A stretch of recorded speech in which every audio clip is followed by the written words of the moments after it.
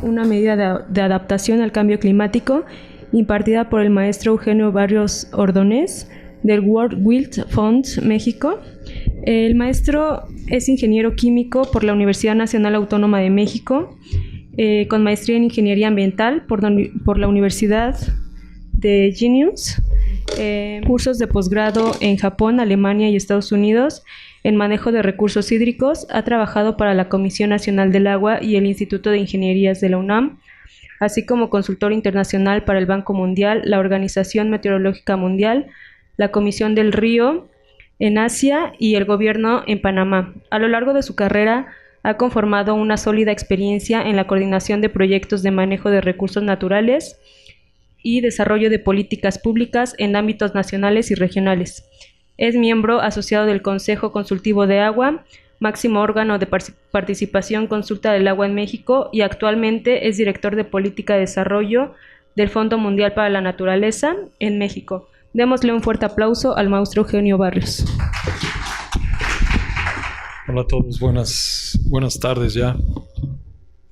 Muchas gracias por la invitación. Siempre es muy agradable venir a platicar a cualquier campus universitario, intercambiar ideas y experiencias. Les vengo a platicar un poco lo que hemos hecho en los últimos años. Es un tema interesante que complementa mucho lo que estaba presentando José en su presentación anterior. Yo no la vi completa, pero al final creo que es muy claro el enfoque de manejo del territorio que le estaba planteando, con las conexiones a los servicios ambientales hídricos. Y esta es una iniciativa que se enmarca, por eso el complemento, en lo que es la gestión integrada de recursos hídricos. Eso hay que tenerlo muy claro, ¿no? Esta es una acción de gestión integrada de recursos hídricos. Creo que ya para nadie es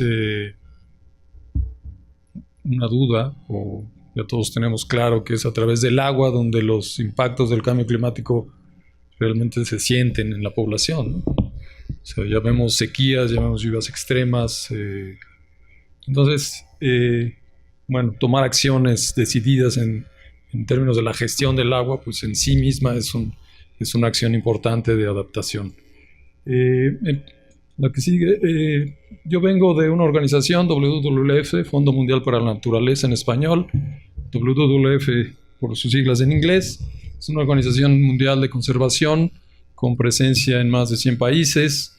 Somos una red de trabajo que nos coordinamos a nivel global para impulsar políticas de conservación y de desarrollo sustentable. Tenemos la ventaja de uno de nuestros valores de poder integrar toda nuestra experiencia global y aplicarla en los países, o llevar la experiencia de los países al ámbito global para que se nutran todas estas estrategias a lo largo y ancho del mundo. En México, la que sigue, en México trabajamos desde hace casi 25 años. Trabajamos en diferentes zonas del país, principalmente en el desierto chihuahuense, que es la parte norte del país. Es una región prioritaria muy importante, es un desierto con gran riqueza en términos de biodiversidad acuática. WWF la considera una de las 20 regiones más importantes del mundo.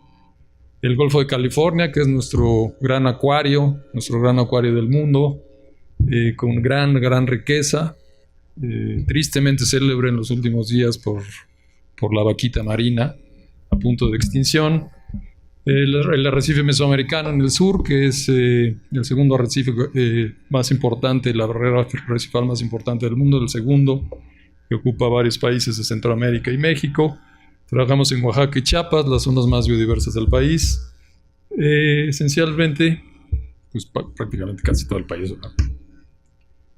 Además, pues tenemos nuestros programas transversales que son agua y cambio climático, ¿no? Entonces, esto integra nuestro trabajo a nivel de implementación de acciones en campo, que procuramos, con mucho énfasis, más que procurar, llevarlo realmente a tener impacto en políticas públicas y transformar algunos de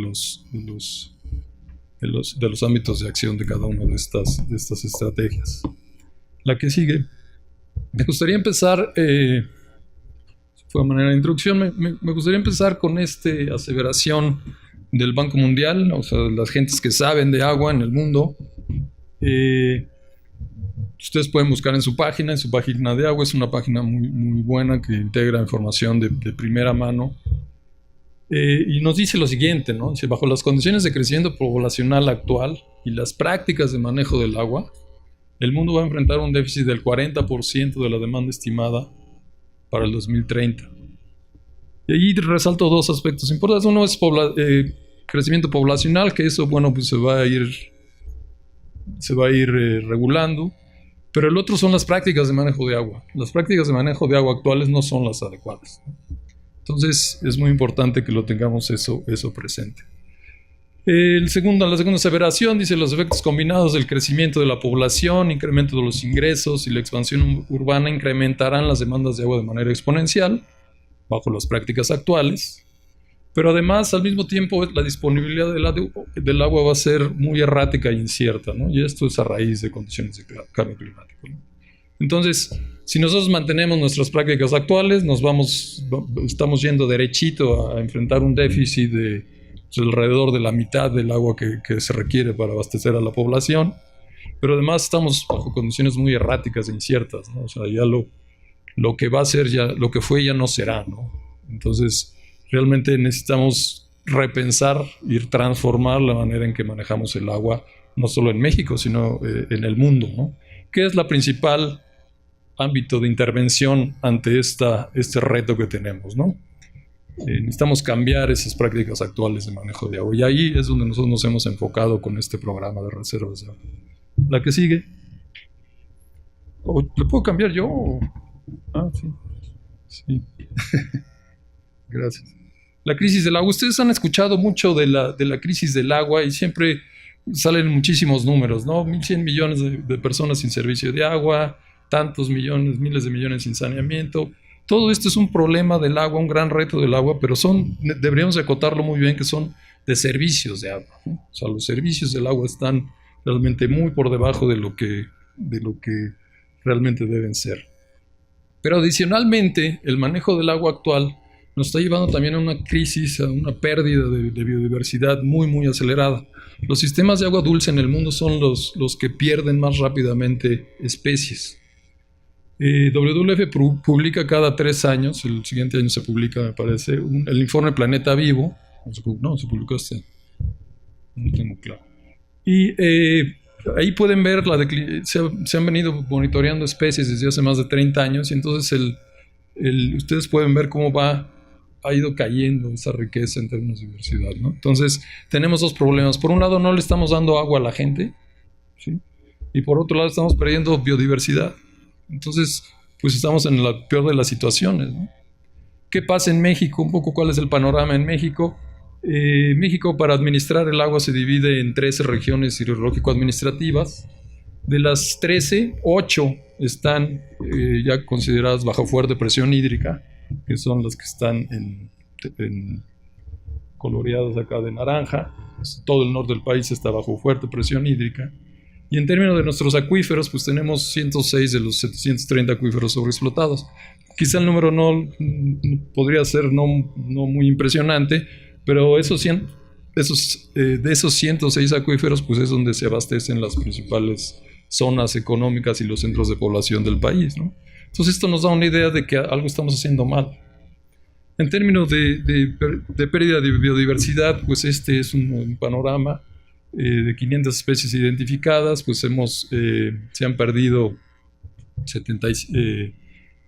234 sobreviven, 139 están en peligro y 127 han sido extintas, 75 de los cuales eran endémicas. Entonces, un poco de los números para ver el panorama de esta crisis de manejo de agua, cómo se ve en el país, ¿no? O sea,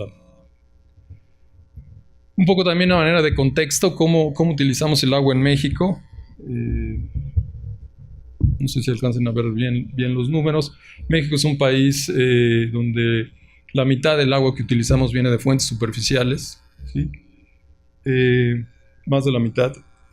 Subterráneo, Vale la pena destacar de esta tabla, no se van a aprender los números, pero bueno, el agua superficial es nuestro principal abastecimiento, 50,000 millones de metros cúbicos, subterráneo 30,000, o sea, es muy importante la parte subterránea, pero la superficial es la que realmente se está utilizando continuamente, ¿no? El uso agrícola es el que más consume, 75%, y eso seguramente lo han escuchado muchas veces, ¿no? Es que la agricultura es la que utilizan mucho, pero eso sucede en todo el mundo y eso siempre va a suceder, ¿no? O sea, 75% del agua, pues sí, pues es para producir alimentos, ¿no? El asunto es utilizarlo mejor de manera más eficiente, ¿no? 15% solamente es para abastecimiento público y el resto pues ya industria 5%, energía 5%. Entonces, pues esto nos da un panorama de los usos del agua en México. Me gustaría que se fijaran en esta cifra, 82,000 millones de metros cúbicos es todo el agua que se utiliza en el país, 82 kilómetros cúbicos, guárdenlo ahí. Este es el balance de agua en el país, ¿no? Esto es lo que llueve en el país, ¿sí? Entre 1,500 kilómetros cúbicos de agua, muchísima agua, o sea, todo el agua del mundo, ¿sí? De esa, el 7% se recarga a los acuíferos, más o menos números redondos. 20% es la que utilizamos, o sea, es la que escurre por los cuerpos de agua, ríos, ¿sí? Humedales, etc. Y es la que utilizamos, la almacenamos en presas, etc., que es el 20%. Esto sigue siendo muchísima agua, ¿sí? El resto del agua es la que se va a la atmósfera, ¿sí? O sea, ustedes muchas veces dicen, bueno, es que llueve muchísimo. Bueno, sí, pero la mayoría de lo que llueve se va a la atmósfera, ¿no? El asunto es cómo la manejamos de aquí al uso, ¿no? El balance total de agua, más o menos lo que se tiene disponible en cuerpos de agua superficiales, en fuentes de agua, son 471,000 millones de metros cúbicos, 471 kilómetros cúbicos, perdón, contra el numerito que les decía, 81, ¿sí? Entonces agua hay, ¿no? Que no estamos donde está el agua, pues sí es cierto. Que la desperdiciamos también es cierto, que hay que tener infraestructura para llevarla también es cierto, pero de que hay agua, pues hay agua, ¿no? Entonces, enfatizo, es un problema de manejo de agua lo que tenemos, no es un problema de escasez de agua. O sea, nos vamos a quedar sin agua en el futuro, pues sin agua no, sin servicios de agua a lo mejor, ¿no? ¿Qué está atrás de esta crisis del agua? Muy rápidamente, primero, esta concepción del ciclo hidrológico, todos lo hemos visto con mayor o menor detalle desde la primaria, ¿no? Que nos enseñan que la nubecita llueve, se evapora, le da la vuelta por el río y regresa al mar, etcétera, etcétera. La intervención de la gestión del agua pues ha alterado este ciclo, ¿sí? Y alterado, y lo explicaba muy bien José en sus últimos mapas, ¿no? En una cuenca, pues si deforestamos, perdemos esa capacidad de captación, entonces nos acelera el agua, empieza a arrastrar sedimentos, entonces necesitamos infraestructura, y entonces nadie paga la infraestructura, y entonces entramos en un círculo vicioso de gestión, ¿sí? Que acaba por pegarnos en términos de la disponibilidad del agua. O sea, cada vez es más difícil llevar agua a nuestros hogares si este ciclo hidrológico está completamente alterado y se requieren muchas inversiones para componerlo, ¿no? Entonces, esa concepción del ciclo hidrológico, de rescate del ciclo hidrológico, de rescate de las funciones naturales del ciclo hidrológico, pueden llamarse servicios ambientales del ciclo hidrológico, es a lo que nosotros nos hemos dedicado y a lo que nosotros hemos enfocado este programa, ¿no? Adicionalmente, en términos de biodiversidad, que pues es la naturaleza de mi organización, una falta también de concepción que hemos tenido es que la gestión del agua no considera que el agua juega un papel fundamental para el mantenimiento de la biodiversidad y para la modelación de los ecosistemas en la Tierra. Entonces, un régimen hidrológico es esa gran fuerza motriz hidráulica que nos genera hábitats, que nos genera ecosistemas muy particulares y de los cuales dependen una serie de procesos ecológicos que están relacionados unos con otros, ¿sí? Y de ahí se viene toda esa gran riqueza desde encadenada, digamos, muchos de ustedes sabrán más que yo en estos términos de ecología, pero desde el pez, al polinizador, a las aves, y a todas esas interacciones que tenemos relacionadas con este ciclo hidrológico. Una gestión del agua que no respeta el ciclo hidrológico altera todos estos procesos y entonces empieza a ser todo eso una cadena de impactos acumulados que nos explican esa pérdida de biodiversidad que les mencionaba en un principio. ¿Cómo manejamos el agua en México? Este es un solo para tener una idea más o menos de qué carreras son. ¿De todo? ¿Quiénes son tipo ingenieros? ¿Quiénes son tipo social, ciencias sociales? ¿Quiénes son tipo biólogos? ¿Quién falta? ¿Artistas? Bueno. Este es en términos generales, cómo se maneja el agua en México. Bueno, algunos principios de cómo se maneja el agua en México. Este es un hidrograma. Este es cómo llueve. Esto puede ser cómo llueve en el tiempo, ¿sí? La cantidad de agua que llueve en el tiempo. Esto es proporcionar el agua que vamos a tener en un río disponible para ser aprovechada. Pues aquí destaco que pues unos años vamos a tener mucha agua, ¿sí? Como estos, pero otros años no vamos a tener agua, ¿no? O sea, la naturaleza del ciclo hidrológico de la que les hablaba, pues es esta variabilidad, ¿no? Y es esta variabilidad lo que le importa mucho a la ecología, ¿sí? Pero también es la que tenemos que entender como ingenieros para gestionar el agua, ¿no? Entonces, esta variabilidad es intrínseca al proceso de gestión del agua. Y entonces aquí también es intrínseco a lo que nos está pasando en términos de incertidumbre climática, ¿no? En México, pues esto se mide. La Comisión Nacional del Agua tiene como mandato medir esta disponibilidad en cada una de las cuencas y luego repartir esa agua. O sea, dice la Comisión, bueno, yo tengo 100, ¿quién quiere agua? Entonces yo como usuario voy y le digo, bueno, yo quiero 10, yo quiero 20. Entonces la Comisión reparte esa agua entre los usuarios que necesiten agua, ¿no? Una ciudad va y pide agua, un municipio, una industria, un distrito de riego, una zona de riego, etcétera, ¿no? Entonces se reparte esa agua, ¿no? El criterio para repartir el agua ha sido, bueno, el criterio para repartir esa agua es el 100% del escurrimiento medio anual, que es este es el escurrimiento. Entonces la media anual es este 100%, ¿sí? Entonces pues, ustedes saben como ingenieros que pues un promedio, bueno, cualquiera sabe acerca de promedios, ¿no? Que si nos manejamos como promedios, pues va a haber años en los que no va a haber agua para todos y va a haber años en los que va a haber mucha agua, ¿no? Entonces, ¿con qué criterio repartimos el agua? Si nosotros repartimos pues cuando no llueva, pues vamos a tener este déficit que los usuarios van a tener que ponerse de acuerdo para ver cómo nos arreglamos, ¿no? Entonces, el asunto en México es que se ha operado con ese criterio, ¿no? Se reparte el 100% del escurrimiento medio anual.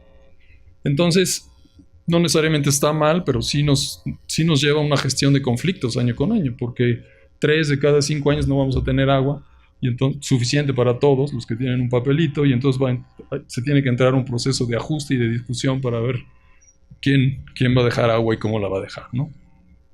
Entonces, a nivel internacional se recomienda que toda cuenca se mantengan las cuencas por abajo del 40% para tener espacio para acomodar esa variabilidad y entonces tener una gestión mucho más menos conflictiva. Este es todo el preámbulo. Nosotros hemos venido manejando en cómo podemos hacer una mejor distribución del agua que respete a los ecosistemas, ¿sí? Y que le dé, que fortalezca la gestión hídrica, que le empiece a cambiar teniendo como meta esa necesidad de cambiar la gestión en el mundo, ¿no? que les platicaba en un principio. Necesitamos cambiar la manera en que manejamos el agua. Hay una historia muy bonita que es el río San Pedro Mezquital, que también se mencionó en la presentación anterior. Es un río que está en la costa de Nayarit, empieza en la zona de Durango, y es una cuenca muy interesante que nosotros empezamos a trabajar hace como 10 años. Y lo interesante del asunto es que llegamos ahí y resulta que la cuenca, por cuestiones legales, estaba vedada. O sea, no se podía dar agua en esa cuenca superficial, ¿sí? Entonces nos encontramos una cuenca en muy buenas condiciones en términos de régimen hidrológico y de naturaleza, sobre todo de la parte media y baja de la cuenca, ¿no? En la parte alta es el río que pasa por la ciudad de Durango, tiene algunas presas, abastece las zonas de riego, el río está hecho pedazos, iba a decir. Y luego pues es realmente un río maravilloso, ¿no? O sea, tiene unos corredores riparios en la zona, en la meseta de Durango, muy bellos. Luego se encañona, ¿sí? Y luego llega y descarga en marismas nacionales, que es un humedal precioso, 400,000 hectáreas de lagunas costeras, con una riqueza en términos biológicos, pero también en términos de formaciones geológicas, ¿no? Estos son los famosos cinturones de marismas, que es un tipo de formación muy, muy particular, y en la que se da pues toda una creación de ecosistemas muy, muy particulares. Nosotros nos metimos a estudiar esta cuenca para ver cómo podíamos utilizarla como modelo y cómo cambiar estos sistemas de asignación de agua, ¿no? La historia del río del San Pedro Mezquital en su parte alta, y es lo que pasa en muchos ríos de México, está en condiciones muy naturales, muy bonita, ¿sí? Tiene un régimen hidrológico pues natural, sano, ¿sí? Podríamos equiparar esto como que el electrocardiograma del río, ¿no? O sea, con buenos pulsos, todo muy bien, ¿no? Conforme pasa por las zonas de uso, se va perdiendo todo este hidrograma, esta capacidad hidrológica, este régimen hidrológico, y entonces nos empieza a secar el río, ¿no? Entonces, cambiamos donde antes eran los pulsos bajos, ahora tenemos los pulsos más altos. Donde teníamos este pulso alto, ahora se seca este río, ¿no? Y en esta se incrementan muchísimo, ¿no? Entonces, esta es una clara intervención de infraestructura donde completamente alteramos el régimen hidrológico, ¿sí? Entonces, si regresamos, si se acuerdan de la que les presentaba de los procesos del régimen hidrológico, estamos alterando completamente todos los procesos. Y entonces las aves que llegaban o los peces que desovaban con los flujos bajos, pues ahora se ven arrastrados por los flujos altos. Y entonces, al no haber esos peces, pues entonces no se alimentan las aves, y al no haber esas aves, no hay los polinizadores, entonces viene toda esta cadena, ¿no? El bosque ripario se transforma completamente, entonces viene una alteración completa del ecosistema, ¿sí? Y dirían, bueno, pues este cuate es un conservacionista y pues solamente habla de pajaritos, ¿no? Pero ¿qué pasa en términos de la sociedad? ¿Qué le pasa a la sociedad? Aguas abajo de este punto y aguas abajo de las presas, pues ya no tenemos río, ¿no? O sea, estos son los dos chisguetes de régimen que quedaron, ¿no? De un régimen que era así. ¿Qué pasa? ¿Qué le pasa a una zona urbana o a una cuenca cuando sucede esto? Pues pierde toda la capacidad hídrica. Pero entonces, ¿qué pasa socialmente? Algunos de lo que pueden ustedes haber observado, inclusive, estas zonas se convierten en basureros, porque como los ríos no son de nadie en especial, entonces se invaden, se convierten en basureros, todos los procesos estos de venta de terrenos ilegales, ¿sí? Corrupción, o sea, todo el problema social que desencadena la pérdida de un río en una región, ¿no? ¿Qué pasa después cuando vienen las avenidas y llueve? Pues catástrofes, ¿no? Entonces comento así en general algunos de los aspectos, y ustedes pueden ir enfocando, identificando dónde están esas intervenciones en términos de adaptación a cambio climático que deberíamos conservar o que deberíamos empezar a estudiar con más detalle, ¿no? ¿Qué tal si nosotros conservamos régimen, conservamos condiciones que nos mantengan, que nos provean de resiliencia, de menos vulnerabilidad en estas zonas, los impactos sociales, la mejora en las condiciones sociales, la capacidad de respuesta, etcétera? Y todo va encadenado a en mayor o menor medida considerar toda esta funcionalidad ecológica del régimen, ¿no? Nosotros nos metimos mucho a estudiar cómo podíamos hacer eso. Desarrollamos una norma mexicana de caudal ecológico, que la pueden consultar.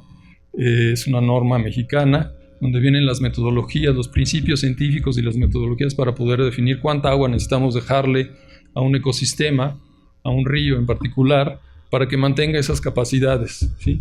Y cómo podemos balancear esas capacidades en términos de los usos de la región, ¿no? Luego nos hicimos una pregunta muy interesante, ya que hicimos la norma. Dijimos, bueno, ¿cuántos ríos San Pedro Mezquital está por aquí, ¿no? ¿Cuántos ríos San Pedro Mezquitales tenemos en México? ¿Dónde está el agua que no se usa? Si se acuerdan de los números, del 470 contra el 81, ¿dónde están esos 400 kilómetros cúbicos de agua que no se usan, ¿no?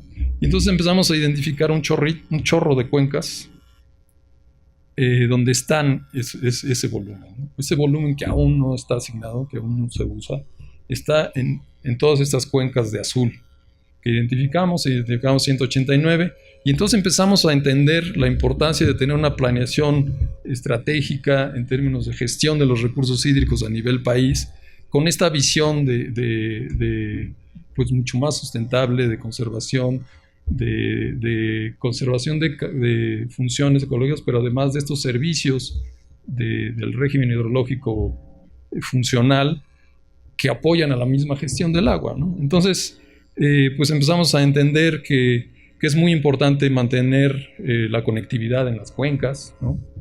Que es muy importante no perder, que no se nos sequen los ríos porque perdemos conectividad y entonces no llegan los sedimentos a la costa, por ejemplo. Que es muy importante lo que les comentaba, mantener ciertos caudales para que no se invadan los cauces, para que mantengan su capacidad de evacuación de eventos extremos, ¿sí? Y esa es también una capacidad de adaptación que nos sirve, ¿no? En lugar de crear grandes presas o infraestructura gris, podemos también utilizar toda esta infraestructura que se le ha venido nombrando verde, y que nos ayuda a tener respuestas pues más, en muchos casos, muy eficientes, ¿no? Este es lo que nosotros denominamos reservas potenciales de agua. Estos documentos están disponibles en la página, en la red, en las páginas de Conagua, en nuestra página. Ustedes pueden ver cómo identificamos estas reservas. Es interesante el análisis que se hizo, se consideraron diferentes aspectos. Esta es la norma mexicana de caudal ecológico para los biólogos, sobre todo, bueno, y los ingenieros. Es interesante los criterios biológicos que se consideran para poder asignar agua al ambiente y cómo se pueden tener criterios de decisión en cuánta agua ir dejando. También tiene, bueno, todo el análisis hidrológico para los ingenieros que saben de hidrología. Ahí viene un análisis estadístico de cómo podemos entender ese electrocardiograma del río que nos dice qué tan sano es, ¿no? Entonces, esto es lo que nosotros hemos denominado el Programa Nacional de Reservas de Agua, perdón. Bueno, al final se los cuento. ¿Y qué está atrás de esta aportación o modificación, transformación de la gestión hídrica, fortalecimiento de la gestión hídrica bajo condiciones de cambio climático y viendo hacia el futuro? Pues es que entendamos como sociedad la importancia de mantener el agua, ¿sí? Ese uso común del agua, ¿sí? Actualmente, como les venía diciendo, se reparte ese 100% del escurrimiento medio anual, que finalmente acaba siendo privado, ¿no? O sea, la decisión sobre ese volumen, no obstante que la federación puede imponer restricciones, pues acaba siendo materia de los grandes grupos de riego, de las grandes ciudades, de la industria, ¿sí? Y entonces perdemos este uso común, o sea, ese volumen de agua que debemos dejar en el río, que yo les he explicado todos los beneficios ecológicos que tiene, pero que además tiene una serie de beneficios comunes, una serie de beneficios a la sociedad, ¿sí?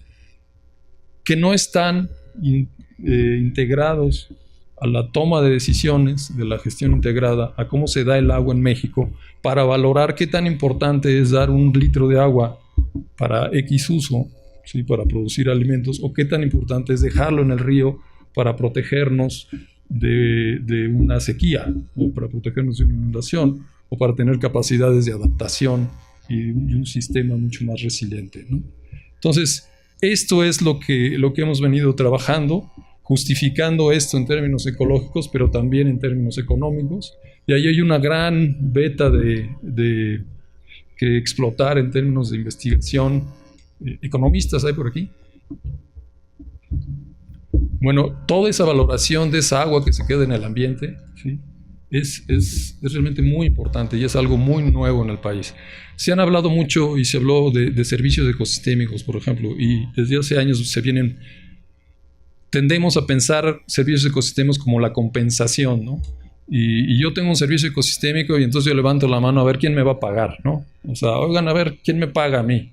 Bueno, esa es una compensación que se da, pero necesitamos pensar los servicios ecosistémicos más allá de esa compensación. O sea, como sociedad, cómo los internalizamos en la toma de decisiones del uso del territorio, del uso del agua, de cada gota del agua, de cada metro cuadrado del territorio, para mantener esos beneficios comunes que nos dan esa gran capacidad de resiliencia y de adaptación al cambio climático. Algunas aplicaciones de estas experiencias. Tuvimos el río San Pedro Mezquital, no sé cuánto tiempo me queda. En el río San Pedro Mezquital estuvo, parece que ya no se va a hacer, una presa, la presa de las Cruces. Es un gran proyecto hidroeléctrico en la costa de Nayarit. Y entonces, el haber tenido la norma de caudal ecológico nos dio la posibilidad de analizar objetivamente cuáles iban a ser los impactos de esa presa, ¿sí? Ustedes todos conocen o han escuchado lo difícil que es discutir un proyecto hidroeléctrico, ¿no? Por los grandes intereses que involucra. El haber tenido la norma, nos dio la capacidad de hacer preguntas muy concretas. Dijimos, bueno, si este es nuestro régimen natural, ¿sí?, expresado en escala logarítmica, o sea, este es el río variando que mantiene esos 400,000 hectáreas de lagunas costeras, o sea, esa riqueza biológica de la costa, así es, ¿no? Y con la presa, ¿cómo va a ser? Pues así va a ser. Entonces, en cuanto nos decían, no, es que no va a afectar. Bueno, ¿cómo no va a afectar? O sea, a ojo de buen cubero, pues, se ve bastante la afectación, ¿no? O sea, se afecta bastante, ¿sí? Y no es un asunto de decir no se haga la presa porque va a afectar bastante, sino, bueno, ¿cómo vamos a compensar o qué vamos a perder en términos de riqueza biológica y de servicios ambientales esta tremenda alteración del régimen hidrológico? No se pudo contestar y fue uno de los por qué se paró la manifestación de impacto ambiental, pero lo que destaco es esa manera de pensar con otras variables alrededor de la gestión de un proyecto, ¿no? Porque otro caso muy, muy emblemático que nos ayudó también para el río San Pedro ese es el río Santiago, que sale de Lerma y descarga en la costa de Jalisco, en Nayarit, que es la cuenca vecina del río San Pedro. De hecho, por eso se llama, ¿no?, San Pedro y Santiago. El río Santiago tiene 3 grandes presas, el Cajón, La Yesca y Aguamilpa, desde hace varios años. En 1986 no había presas en este río, y así era este río, ¿no? Entonces, con imágenes que están disponibles ya ahorita en todos lados, cualquiera las puede bajar, hicimos un análisis de qué había pasado en esos años por la construcción de esas 3 presas, ¿sí? Entonces, fíjense la pérdida de costa. O sea, esta es una franja como de casi 20 kilómetros porque llega hasta por acá. Y en su parte más ancha se ha perdido 1 kilómetro de costa. ¿Por qué se ha perdido? Pues porque el río está apresado, ya no transporta sedimentos y entonces pues viene todo este gran impacto, ¿sí?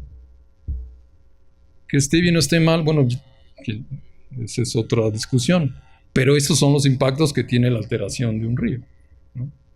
Y que tener esos elementos pues nos hace entender qué valoramos, ¿sí? La energía eléctrica tenemos que tener, no podemos generarla de otra manera, o sí podemos, ¿sí? En términos de la configuración de los meandros del río, rescatamos levantado a mano cómo era el río en los años 70, y tenía toda esa configuración. Fíjense qué riqueza en términos de meandros, ¿no? Meándrica, ¿no? Qué gran capacidad de amortiguación de eventos extremos, ¿no? Atrás de esto pues están servicios ambientales, están capacidades que vale la pena mucho considerar, sobre todo ante lo que nos espera en términos de incertidumbre climática. Otro tema, se discute mucho y usted también es muy famoso, la conservación de los manglares. Cuando nos tocan un manglar nos ponemos como locos todos y entonces conservar estas reservas de agua y esta conectividad desde la montaña hasta el mar de estas reservas de agua protegería la mitad más o menos de la superficie del manglar del país. Y para los biólogos que saben de manglares, la variable clave en la conservación de un manglar es el hidroperiodo, ¿no? Cómo varía los sedimentos y el agua, ¿sí?, en esa zona de manglar, ¿no? Entonces, si queremos conservar manglares ante condiciones de cambio climático, incremento del nivel del mar, incremento de huracanes, ¿sí?, donde los manglares son una barrera física muy importante, pues tendríamos que empezar a considerar dejar esa agua en el río, o valorar qué es dejar esa agua en el río, ¿no? En términos sociales, también tiene un impacto muy interesante. Estas reservas en cafecito, naranjita, está toda en las reservas de agua, toda la zona, el territorio que está bajo algún régimen de propiedad social. Y entonces es muy interesante porque tendríamos una reserva de agua con funciones ecológicas en zonas de propiedad social, muchas de ellas comunidades indígenas, que en buena medida su nivel de vida lo mantienen por estas funcionalidades, ¿no? Pesca, abastecimiento del agua por medios manuales, zonas religiosas, ceremoniales, sí, etcétera, ¿no? Entonces también es interesante considerarlo. Para terminar, este es un programa que está en el Programa Nacional Hídrico. Hay el compromiso de esta administración de sacar 189 reservas de agua para el año que entra. Estamos trabajando muy de la mano con CONAGUA, con la Comisión Nacional del Agua, con la Comisión Nacional de Áreas Naturales Protegidas, para poder sacar no solo 189, sino 356, que es más o menos la mitad del país. Son estas las que se han identificado como que podrían salir en una primera fase. Ha sido reconocido en el mundo esto como una gran iniciativa, realmente de mucha visión, porque no solo está asegurando el agua para los ecosistemas y todo este rollo que les he venido tirando, sino también el agua del futuro, el agua de los próximos años, de las generaciones futuras, ¿no? Entonces, esta es la buena noticia, que vamos caminando en ese sentido. Y ya, preguntas. Gracias.